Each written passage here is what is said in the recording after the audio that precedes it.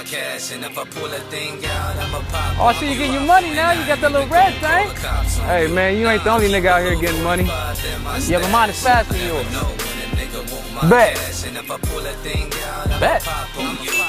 Nah, man, put the title up. Oh, the title? That's nothing.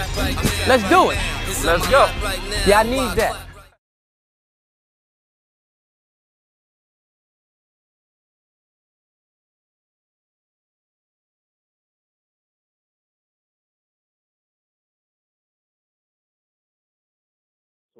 So first, I want to start off with just asking you how you even got into the music industry. Man, so to be honest, man, I always been musically inclined because, I was born in Gary, Indiana, so, the home of Michael Jackson and whatnot, so that's just what we do. We soulful musical people. But to be honest, one of my friends asked me to write a rap for him. He just assumed I knew how to rap, you know what I'm saying, when I was younger, probably it was like 6th grade, and I told him I know how to rap, but I never did, so I never rapped or none of that. I just went in the house and wrote him a rap for the talent show. He ended up winning, so after that point, I just kept rapping. Real shit. Okay. So actually, so starting off, being from Gary, Indiana, because I've never been inside Gary, Indiana, but I passed through there, and from what I hear, it's like a desolate town from what I've seen. Like I only passed through on the highway, so I'm seeing right. all the steel mills and everything else, right? And, the highway and all that. So, but that is no place to visit if you don't know anybody. Real talk. So how was it growing up there? Okay, so the thing is, I didn't really grow up in Gary. I was born there. I left when I was about 6 years old. And my mom and pops, they got divorced, so I ended up moving to California. You know what I'm saying? South Central. Yeah, the Crenshaw district. So I left Gary, but as a kid, I already knew it was the killer capital. So my uncles and my older brother and everybody, they was out there getting busy. And, we right next door to Chicago, because Gary, you can ride to Chicago from Gary. It's only a few tolls away, you know what I'm saying? Less than 30 minutes. Mm-hmm. So, it's action, you know what I mean? But from what now that I'm older, I go back all the time, and it's kind of different than it was when I was younger, you know what I mean? But from the stories I heard, like I said, the killer capital, you know what I mean? It was going down, man. Shit, For sure. So, leaving Gary at a young age, and then, you go, let's be realistic, you go into Crenshaw, it being the killer capital, and then you basically go somewhere else. It might not be the killer capital, but it ain't far-fetched from there, you know what I'm saying? What was that like? And what was your influences in general, going from Gary, that situation at a young age, obviously, but then going, over to Crenshaw? Right. That's a great question, because you're right. It's you leave Gary, then we move to California, but I go to the toughest part of the hood again. The state, in the Crenshaw district, in the 60s, the rolling 60s, so I moved there, and it's a whole new ball game. I see dudes out here, wearing blue, cousin, crippin', sagging, and I'm like, what is this? You know what I'm saying? Compared to seeing back home a lot of red, you know what I'm saying, for folks and all that, so it was just crazy, like I said, I was still young, but it just to see this other side, it was popping over there too. California, killer Cali, killer Cali, you know what I mean? So leaving the killer capital to go into killer Cali, I was like, damn, Mom, what are you trying to do to me? You know what I mean? But it was a good upbringing just to have both sides. And now as far as the influence, like I said, back home, Michael Jackson, he was the man. I know a lot of cats probably wouldn't say that as a rapper, like, yo, Michael Jackson was my influence. But come on, man, I'm an 80s baby. So, all of us gangsters and so-called street cats did the moonwalk. I tried to at least do it back in those days, you know what I'm saying? But when I got over here to the West Coast, it was like Ice Cube, man. Like when I was younger, it was Ice Cube that was like my influence as far as rap. The old Ice Cube, the America's Most Wanted Ice Cube, Kill at Will Ice Cube, Predator Ice Cube. You know what I mean? So yeah, yes sir. All right. So that actually leads me to my next question was, right now you got still Arlington out right now, right? Yes, sir. And the intro to that, it's like, and what really caught me was when it said, is you Muslim now? Like you from the hood, you know what I mean? So you know, we started off talking about the hood and everything else, and obviously being active and everything, and then it kind of starts off like, yo, what is this? Like, what is you really doing? You know what I mean? So how did that come about? Yeah, that's dope. I mean, I try to, man, I'm just trying to be myself, and I try to put it out there in my music as much as I can to give the people who I really am, because I know as artists we seem to contradict ourselves. And a lot of artists sometimes only show this one side. I'm trying to show my fans and supporters who I really am, you know. And you might see me like, you know, wrapped up, praying, doing my prayers, you know, and assalamu alaikum, walaikum salam, you know, inshallah, like, and then the next minute you see me over here with the homies, and it's just who I am. It's like it's complicated, man, for us, you know what I'm saying? For a lot of us, and we it's kind of hard for us to understand it. But what I'm just trying to do is just show who I really am, you know. And that song Still Arlington, it's like, yeah, like what you like the homies is looking like, man, what is you doing? You still from the hood or what? You Muslim? What's going on? So I'm trying to show that, yeah. I mean, most of us are religious people. If it's not Christianity, it's Islam, maybe Jewish, I mean Catholic, I mean, you know, but a lot of us don't like to share that. I'm just trying to show who I really am. I am a religious person. I am Muslim, you know, but I am also a artist from the streets. I come from the neighborhood. I bang, you know what I mean? So I'm just trying to do it the best way I can to put it out there so a lot of other artists can start being more open about who they are, you know what I'm saying? So yeah. But so do you feel like obviously you feel like, look, this is who I am, this is my religion, this is what I believe in, but this is also you know, I guess what you would call my foundation. You know, this is the homies, this is who I grew up with. And I remember a lot of artists, and I'm not sure if you're familiar with an artist from Philadelphia named Tone Trump. A lot of artists was we're talking about him, like they're like, yo, you banging and you Muslim, like you blood, so like how does that? I don't say how does it work, but like you said, like not say everybody's different, but it's also one of those things like, how do you feel when you get those contradictions, like how you banging, but how are you, you know, a brother of Islam? Right. So my thing is this, and like I mentioned a second ago, it's a lot of us like that. You got Christians, you know, they Christians, but they also do other things also, but it's not put out there like that. So I'm trying to really show it. I'm really trying to show the truth. Like, yeah, I know I'm a contradiction, right? I'm sinning, right? But my thing is more so it's the story as me being an artist. I'm not on the streets banging. I'm not going to kill no brothers right now. I'm not. I mean, I've been misled. We all have. We all been poisoned. I put it in my music. You know, banging. We were supposed to protect the neighborhoods. That's what it was for.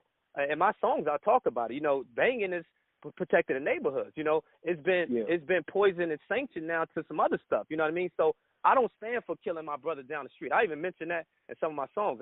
That's not my enemy down the street because he's from another block or he's from another set. So I mean, it's a difficult journey, but what I'm trying to show is, yeah, I mean, I'm not perfect. I drink alcohol from time to time. That's a sin.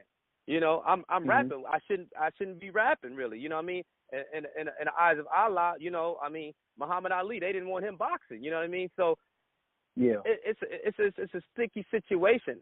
Only thing I can do is show it in my music. The music I put out there. I tell stories of where I've been, but I'm also telling stories of where I'm going. So in my music, I always call it street conscious. I'm trying to lead, you know, and show people that I'm not perfect, but watch me, watch as I lead and watch the changes that I make. So at this point, I'm not banging, but I'm still from this block. This is still my neighborhood, but I'm not out there killing nobody. I'm not going to shoot nobody, and I'm not even telling my young brothers under me to do it. You know what I'm saying? I'm trying to lead them into another direction and show them that they shouldn't do what I did or whatever it was, you know? So, yeah. I feel like a lot of that, some of that, like what you were just saying too, was on, I was listening to Push Brothers. You've been doing your research, so I like that. Oh, yeah, for sure. You know what I mean? So, because, again, like we said, like, it's not, there is people out there, you know, like that, like you said, everything you said, I'm not going to repeat what you said, everything you said. And I feel like there's it's almost like when it comes to Muslims, it's like, oh well, here is this and here is this, but you know, we see Christian rappers do it all the time, and Right. I mean, it's not. I wouldn't say there's too many Jewish rappers, but any other religion, it's not that big of a deal. But then when it comes to Muslims, you know, and if I'm not mistaken, I even remember Freeway said he was going to quit rapping for a little bit, and he was just like, but this is what I love to do. Difficult. Because, you know, it's difficult. Calling. Yes, it's very difficult. It's very difficult. Okay. Islam is a real disciplined religion. So it's tough on all of us. Like we got Ramadan coming up, 14 days, and even during that time, I kind of stopped doing music. I kind of stopped rapping, and you know, I just kind of focused on Ramadan, you know, for the most part, and that has hurt me at times because I've had shows that I kind of skipped out on just to pay the homage to those 30 days of Ramadan, you know. And then another thing I want to bring up is like in my music, like in videos, I try not to do a lot of stuff where I'm showing poison, where I'm doing stuff. I don't like to flash money. I don't like to, you know, pour alcohol in the clubs and have naked women dancing. I try to do as much as I can to show, you know, that I do have discipline in this, and I'm trying to show a different outlook with it because I am Muslim and I am a rapper. But and then at the same token, in order for me to make a buck, I have to be able to reach the masses at the same time. So it's chess. I'm playing chess right now. You know what I'm saying? And it's sometimes when you're playing chess, you have to sacrifice. You do certain things that you probably don't really want to do. You know what I'm saying? But my thing is, I just make sure I'm not sacrificing something that I couldn't live with. You get what I'm saying? So when I talk about when I talk about selling dope before or this and that in the story, I'm telling the story of what I've done. You know, so. I'm not promoting it, and I don't promote it. And I tell that to any youth that's under me, anybody that's growing up or whatever, not to do it. So I try to do as much as I can not to put poison into my music or in videos or whatever, in my imagery. Now, I listen, and at the end of the day, like I get it. And at the same time, just like you said before, you have to be you. Like you can't. Everybody has a past, no matter what it is. So if you're telling stories about your lifestyle, like, you know, in general, whether it be your past lifestyle or your current lifestyle, like you're on your journey and you're telling people like, all right, like this is what I've done. And but I also think to some point, it also a big point is it shows growth. Like look where I was and then look where I am. You know. Absolutely. But so like one of the other questions, so like, and you spoke on like, you know, shows. In general, how do you feel like in today's music industry, most of the artists, you know, because with streaming and everything else, right. Even just to get your bag, like it's pretty much just let me get as many shows booked as possible. How do you feel about the music industry in today's, you know, like, you know, I mean, people are still buying hand-in-hand CDs just on support or just in general, but right. You know, the fact that they got to go stream your music first. And then they'll come to the show. Right. So how do you feel about that? And then being at the show, like, you know, your performances. Well, first, I love performing. That's when I can really show who I am and really, and people feel the music more. I can express it more. But as far as streaming and the sales and things like that in the industry where it is, I actually like it. It's actually we're in a better situation than we was before when it comes to the industry, because at one point we didn't have streaming wasn't available to independent artists. We didn't have the access that we have now. So I'm actually making money off my music compared to when I was putting out mixtapes on Dat Piff, where these mixtapes was just getting streams, but I wasn't getting paid for it. Now we're able to put our music on Tidal, Apple, you know, Spotify and things like that, and we're getting our residuals, you know, especially being an independent artist. So it's a great thing. The touring, like at this point, it still takes time to get paid off tours. I mean, especially if you don't have a hit song on the radio, most of us independent artists, we're straight. Everything is basically social. Social promotion and marketing. Like I said, Spotify, Tidal, and things like that. So you could build a fan base, but it takes a while. I mean, then you have to have a promoter who's willing to put up money and to pay you to come to his town if you got a hot enough buzz. So that's one of the downfalls of it. It's still not open tours for independent artists and, you know, whatnot. You got to kind of create your own tours, like what I'm actually doing for this new project I got going. If we don't get any calls from any promoters, like I said, we're gonna create our own tour and make our own noise. So But I think it's a great time for an independent artist to put music out, and you can get paid pennies off the streams, you know, and it adds up, you know. So it's a great time, definitely. And even speaking of that, like, you know, like you said, like it's a different time frame, like it's perfect. Like it's like almost everything is like changing, and then it's like, you know, like anything else, like the cell phone replaced the, you know, the CD player and the tablets and everything else. So you don't hear as many, let's say, DJs as much as you used to. Or I'm not gonna say they're not. Of course, they're out there. They're very popular, but it's not like this is a mixtape era either, right? Right. Where DJs gotta put, you know what I mean? And then now you got a lot of cats who are saying they're DJs who just you know, got a program on the computer. You know what I mean? Or, you know, on the Apple, you know what I mean? You know, so, you know, messing around with iTunes, and then they might even get booked at, because they're a personality or whatever, so they get booked at the clubs. And it's like everybody's getting paid. So do you see that with promoters? Because like you said, you talking about doing your own tour. You got to. I mean, promoters, as far as with the promoters, they're looking for what's hot. If I can get an artist to my club, is he hot? He's going to bring people here? That's what I want. So if your music isn't popping, or nothing's going on where it's getting into their ear, why would they book you? You know, I mean, they're looking to make money. They're looking to get the hottest thing in the club for cheap, and to bring them money. So, you know, the promoters is out there looking for what's hot. If it's on the internet, they don't care where it is. It's on the internet and it's trending and people's talking about it, you know, and it's going, and they want to see these people. That's who the promoters are going to get, you know. So sometimes a hot artist, I definitely consider myself a hot artist. I know I make classic music, but at the same time, it's not on the radio. It's not spreading like that right now. I don't have a budget to get it that far. So we're doing, like I said, social marketing and promotion, and it's spreading. I definitely have fans, but, you know, like I said, sometimes, you know, Jay-Z, Reasonable Doubt, a classic album that was slept on, and you know, until he became really big.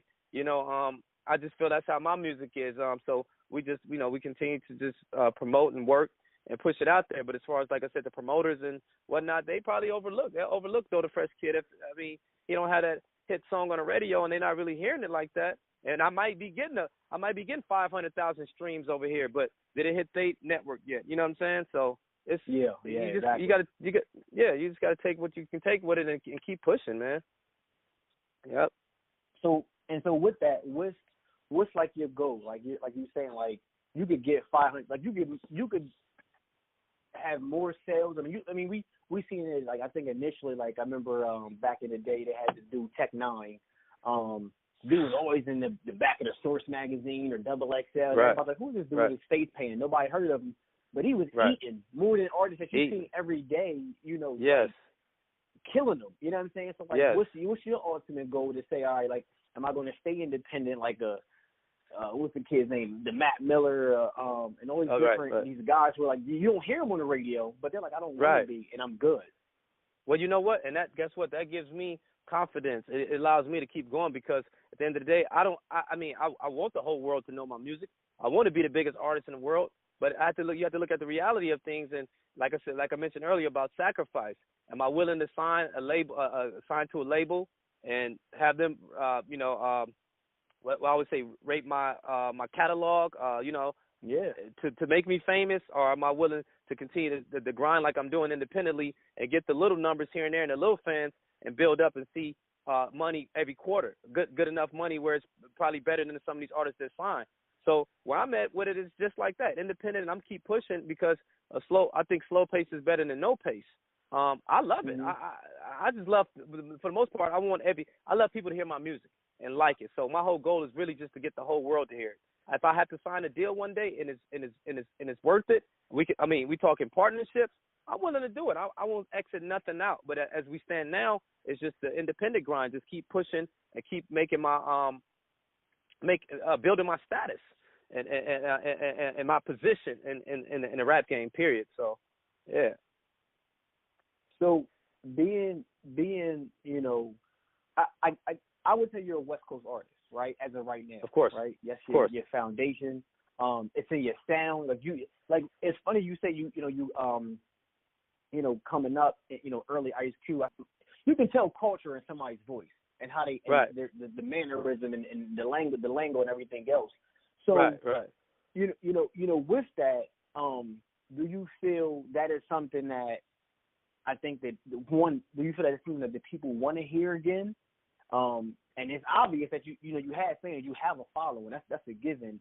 But do you think that is something that'll say, not just my content, but I have something that's kind of the missing, like a missing element in music? Right. That's a good question, man. It's just, and I feel like, with music, it always comes back. It always comes back to the classic music. J. Cole just put out his album. Kendrick, it's a retro sound right now. We have the new sound, but you also got that retro sound that's around, and I fall right in there, and it's perfect timing because that's naturally what I've been doing my whole career, So, no, I definitely think it's an audience out there for that. And like you just mentioned, like, it's no mimicking with mine. Mine's definitely original. So I think that's going to be even better because it's 2018, and you have this artist that has this retro sound and make like Still Arlington. That's why we call it Still Arlington 1994. That's how I felt when I heard the beat. It took me back to the Biggie days. It took me back to the Ice Cube days, the Tupac days. So that delivery that you get from it is how we've been rapping forever. Like, I'm a lyricist from the West Coast. I'm a Raz Kaz, Exhibit. Who else? Corrupt. I'm one of them guys. Yeah. I'm a lyrical guy. So on the West Coast, we always had those lyricists, and over here we always been compared to they got that East Coast flow. Because when you got lyrics on the West Coast, you're the East Coast. You're East Coast floor. You know what I mean? Because most of the West Coast rappers came off with the DJ Quick sound, the Snoop Dogg sound, real laid back and not too metaphorically speaking. And there's nothing wrong with that. But us on the West Coast that had that East Coast battle rap style, we always was compared to the East. So I definitely think it's great for me to have that sound. It puts me aside of everybody else, especially being from the West Coast. Like you said, it's like, man, okay. So yeah, I love it. I love it. And I don't know if that answered your question all the way, but no, for sure. I mean, that's the thing. Like that's what I wanted to know. Like, because a lot of times I feel like artists, and I know you're not on the come up. I think you're past the come up. At least to my knowledge, you're past the come up. But I think that everybody still has levels to go, and I feel like, with that, I'm speaking on global, not like, okay, like, all right, is the cats in China going to want this raw sound again? You know what I mean? Because people forget. Right. I think a lot of people forget. When it comes to touring, especially like you said yourself, like you're looking to do your own tours, you're looking to do everything yourself. That's initially where most of the cats really get popping. Overseas. You're right. You know what I'm saying? And most of those cats, again, going back to the same thing, a lot of them don't have the radio buzz. You're right. You're right. They're not on the radio left and right, but that's where them checks is coming from. It's cats you never heard of. Like, I think I just heard an interview with the kid 6ix9ine saying, like, he was getting booked in Germany for like or not even Germany, but overseas in general for a year before even anybody even knew who he was. And it's all good, man. I love it. I love it. And outside of the tour, no, go ahead. No, I think what you just said kind of from the last question, what you said as far as with people like that sound, and I think definitely people overseas and stuff, I think they still love that hip hop sound. They miss it. I think a lot of people miss it. When I put out my music, a lot of people be like, man, this shit sounds good, so good, because everything right now in their industry is kind of sounding the same. It's all, I mean, even on the West Coast right now, we have a lot of rappers that sound like they're from the South. On the East Coast right now, you got rappers that sound like they're from the South. I mean, it's all mixed up right now. The South has completely took over the sound of the industry, so when you get an authentic sound, regardless, whatever it is, like YG came back out and he has that old West Coast sound, and it's like, oh, okay, oh, dang, that sounds good, because it sounds like some OG funk, I think when people, and they're not, and even on the East Coast now, a lot of the cats back there starting to get their sound again. I mean, bring that East Coast raw sound back, Casanova, I'm Dave East, as a matter of fact, I'm putting a video out tomorrow called Cooking with some of my cats from the East Coast, my boy One Shot Deals, Top Dollar, my boy Winklope, and they from East Harlem, my boy Winklope from Jersey.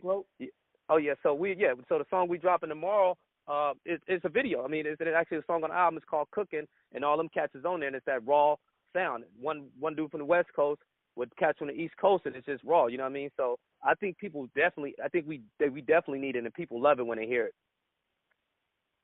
Okay, perfect.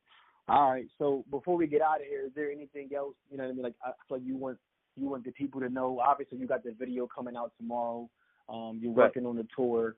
I'm assuming the tour is going to be after Ramadan. Obviously, you know what I mean? We already talked about that. So, like, what else can we expect? You know what I'm saying? Like, in general, like, are we looking at movies, documentaries? What's next for you? Man, first of all, I want to thank you for giving me this shot, this opportunity on Talk to the Streets. And it's funny because I've connected with you guys before, man. I don't know how, but I got the email, from you guys talking about interviews and stuff like that. So I followed through. I was always fans of you guys. So I want to thank you guys, first of all, for giving me this opportunity. And trust me, it always count. As far as what we got planned, like I said, I got an album coming out, and we're dropping in September. I haven't get a title. I haven't put the title out there yet, but I have it. But I just want to keep it on ice for now. So the album's coming out around September. After that is when we're setting up the tour. Until then, I'm just putting out songs. I'm putting out leaks from the album and following up with videos, because my last project I didn't get to put out enough videos. So now what I'm doing this time, I'm putting out a few videos before the album come out, just to boost the promotion up and the marketing of it. But besides that, in my videos, I do a lot of acting in my videos, because that's another thing I did growing up. I was acting. I was in play production in school, so acting and rapping. So definitely that's the long-term goal, to get in some movies, to shoot some authentic, original, classic movies. You know what I'm saying? So, but right now the focus is to put out some platinum albums first. I mean, we're gonna stay with the albums and the music, and then later on, transition into that. So that's why I do a little acting in my videos, in case agency catches a glimpse of it and want to put me in one of the big Hollywood films. But there you go. Yeah. So besides that, that's it, man. Putting the next project out in September. Till then, we're just gonna keep cooking up. The album is pretty much done. I'm just kind of keeping it on ice right now, mixing it down and whatnot, playing with it. Like I said, put it out. Is there a title? What's the title for the album? We got the title, but that's what I'm saying. I'm not gonna give it out right now, man. Cause I'm gonna keep it on ice. It's a dope title though, man. So just follow up with me, man. Trust me. The title of, because my last album was called Arlington Avenue, the Roaring 60s, and I kind of had a contrast with the 60s, the 1960s and the stuff that was going on, and I compared it to 2017 and how we are now with all the stuff that was happening with black people, Trayvon Martin, all the incidents and things like that. So you better believe the next album is gonna have a message, and that's my thing. All my albums, I like to give some kind of message to it. You know what I mean? So and that's pretty much it, man. This is working. Yeah, I feel like you said, like all the joints always have a message. It's like, and I'm really excited. Then you said like especially the fact that you don't want to give out the name of it, because I remember when I was looking, and I was trying to do my research, and one title like popped in my head when I was looking. I was doing my research, and it came up, and I was like, and it said Nigger Shoes, and I was like, yo, I gotta hear this. You know what I mean? Like, so I was like, I don't know if this is a clickbait. I don't know what it is, but I gotta hear this. Right. You know what I mean? But again, I mean, it's one of those things. I feel like it's one of those things that make you unique. Everybody and they titles of their song got trap something. You know what I mean? Right. So it's just one of those things where like you just said before, like everybody kind of sounding the same, and And you're coming with something, not just the fact that it's different, it's something that's original. And I think that's, you could be different all day, and that's great, but I feel like when you're original, that's a whole different ball game. Salute that, always.